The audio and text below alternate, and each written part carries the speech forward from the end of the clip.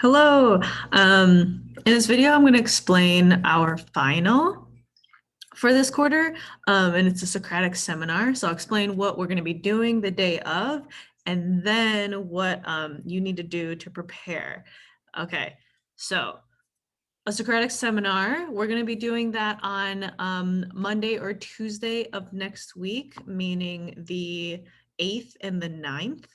So it's coming up. So the Socratic seminar is a method for people to discuss their ideas and opinions on a subject in order to create new knowledge. All right, so you may already know what a Socratic seminar is, but I'm going to just go over it. So what is a Socratic seminar? A Socratic seminar is a way of teaching founded by a Greek philosopher named Socrates way back in time. And so Socrates believed that students learn best by asking questions. And it is the teacher's job to step back from the discussion instead of leading them like I normally would. So this is going to be very student run. It's going to be like up to y'all to be doing kind of the talking. Okay, so then like why are we doing a Socratic seminar? So the Socratic seminar helps us engage in a text in class. So whether that's like the concepts we've learned, articles we've read, videos we've watched, it just helps us like interrogate it a little bit more. And the thought process is when we work together to try to understand a text, it helps everyone's understanding, right?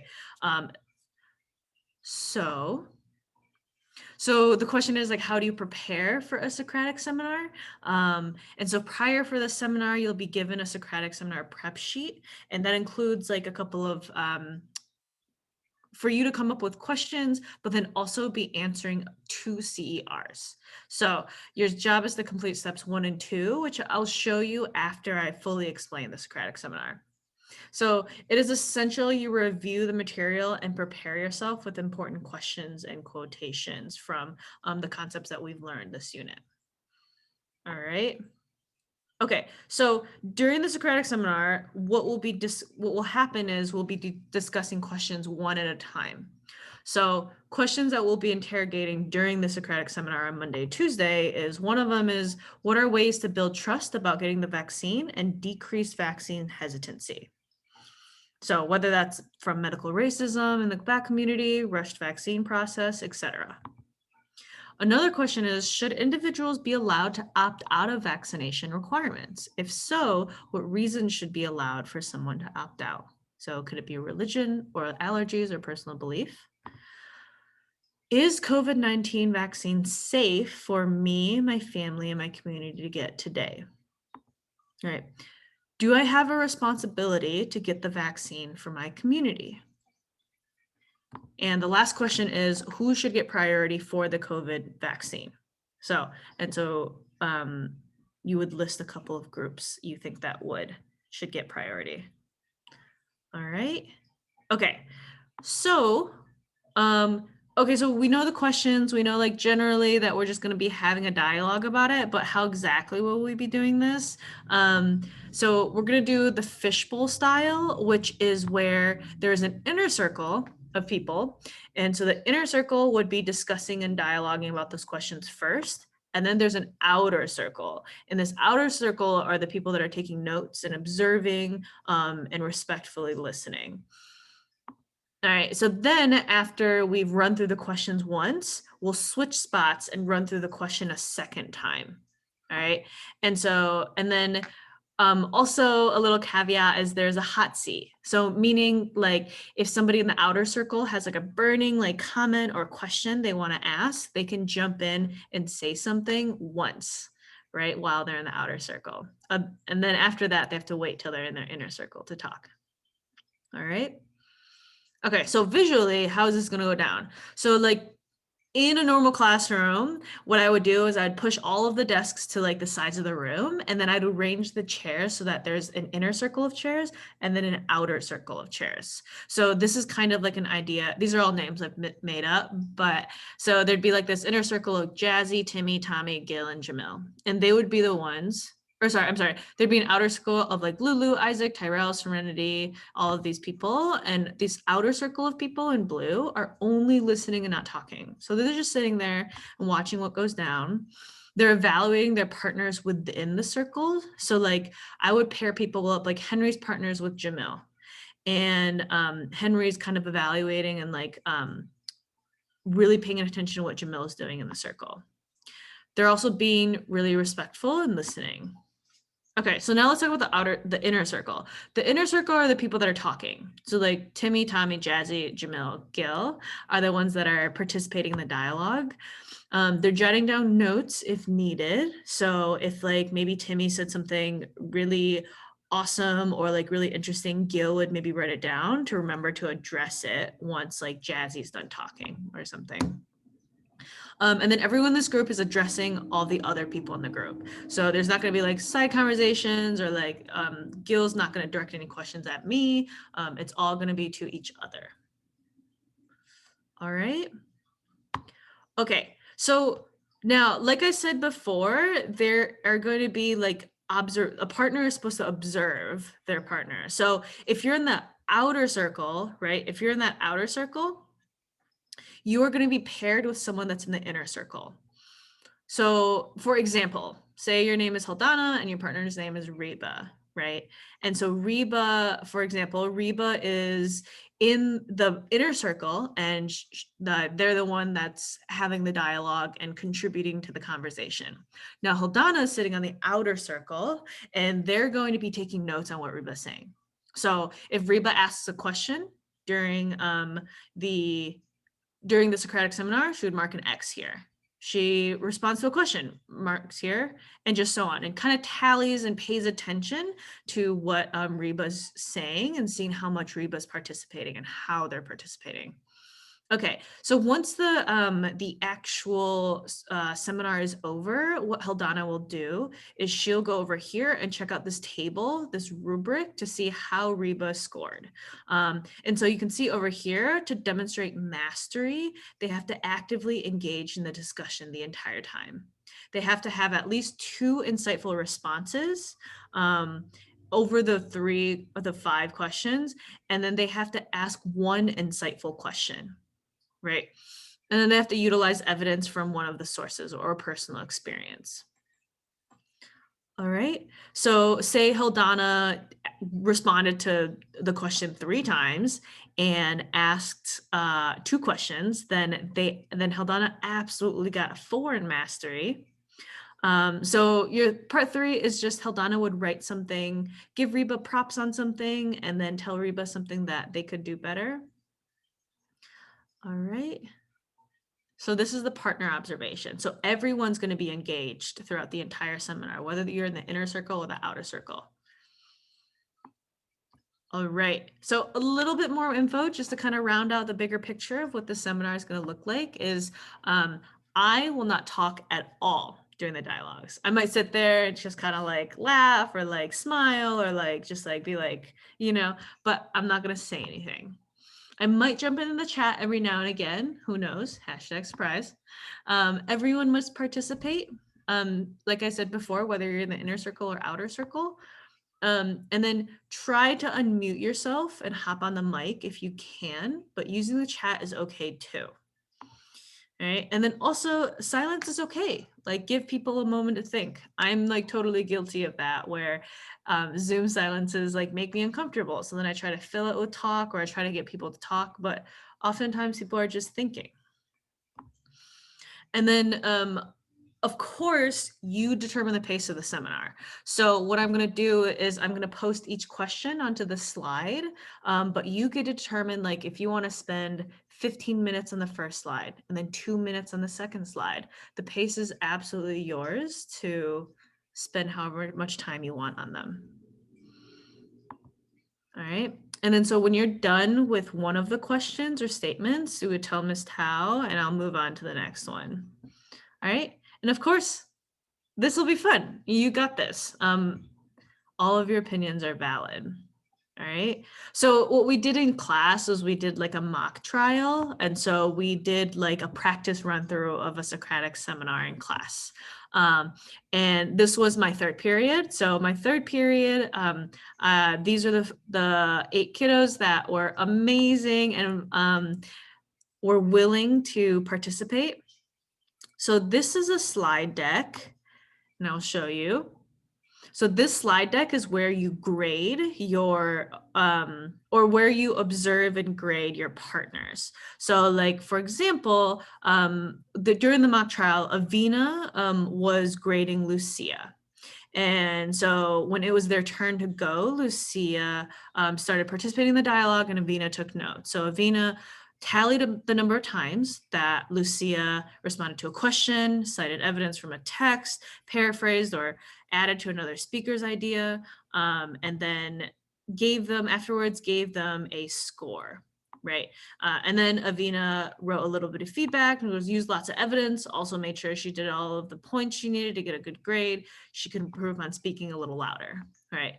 So that's a great, great example of excellent partner grading and excellent partner examples. All right.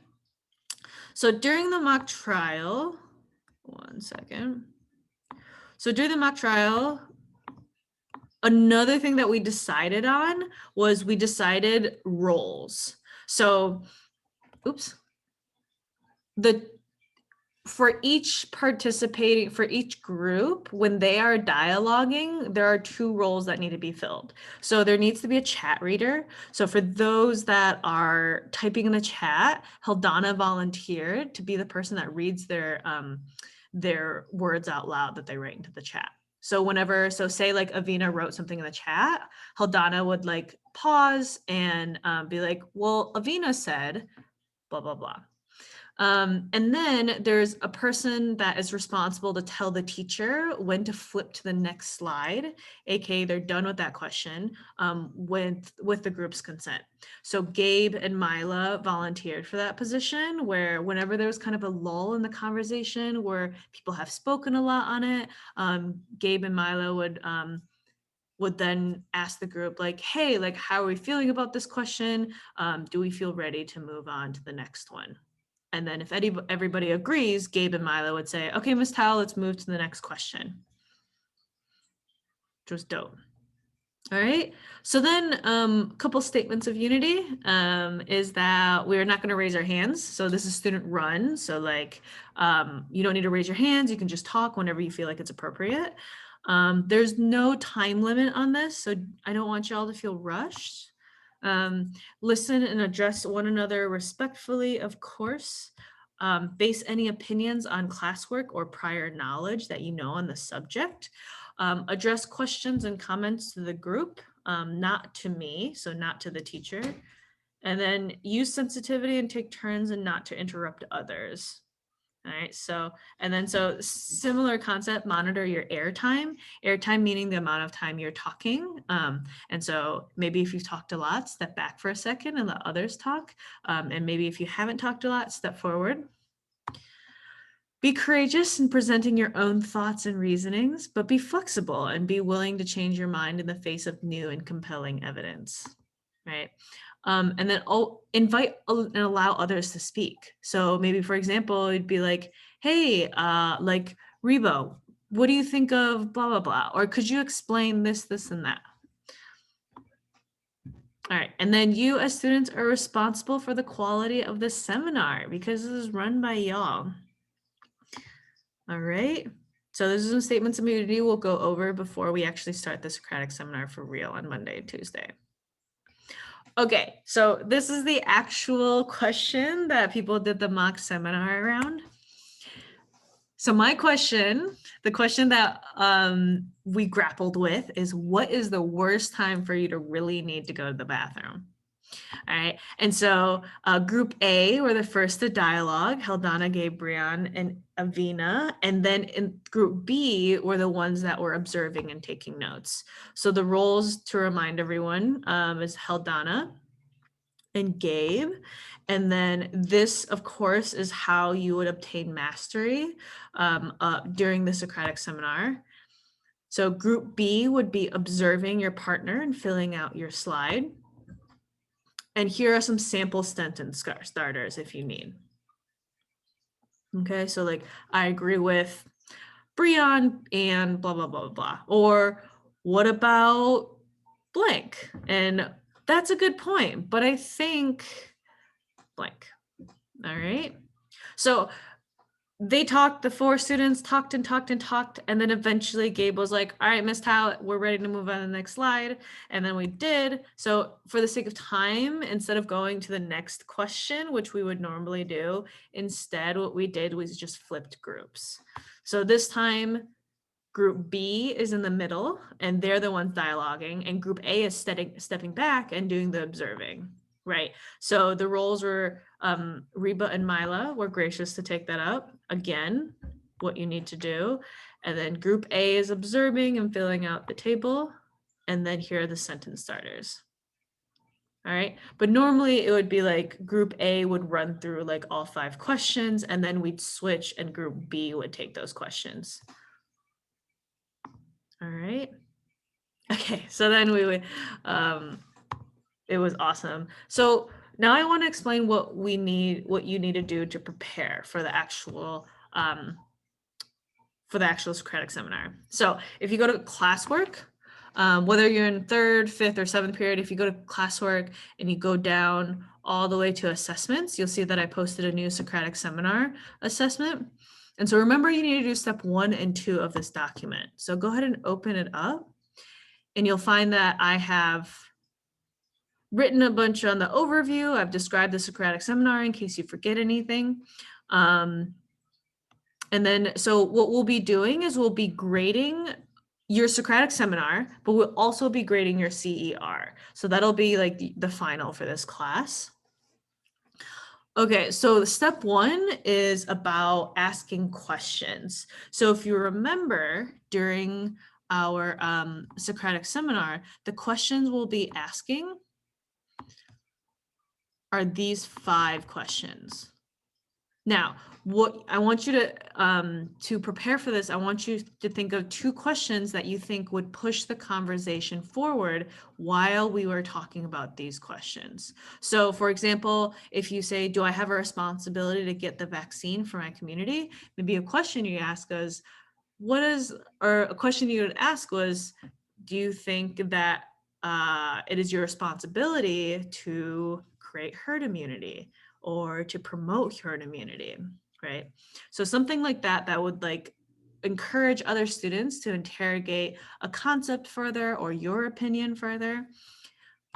So I want you to think of, I want you to think of 2 questions, and there's different types of questions. So there's the question of the level 1, which is the remembering question. So there are things like, can you describe or can you defend your position? Can you summarize information? So it's kind of like remembering information.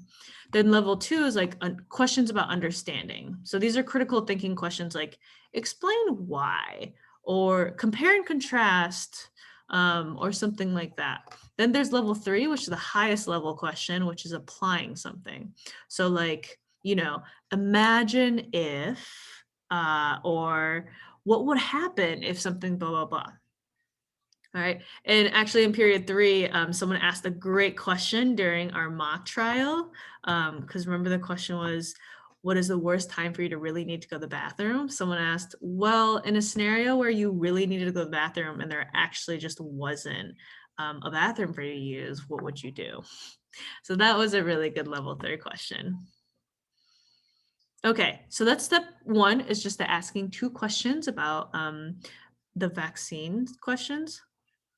All right, step 2 is the CER preparation. So the reason we want you to write a CER, and I know you've written a lot of them this year, is because it helps us interrogate the question and already be coming up with evidences and claims and reasonings that we can readily use during the discussion, right? So you're not kind of like listening to the discussion and not really knowing what to say. You've already prepared something.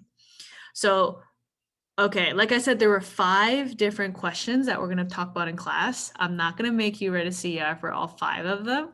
So I have CERs here, right? So I have the questions in the green. And so I want you to pick the 2 questions you think are either the most interesting or you have the most to talk about.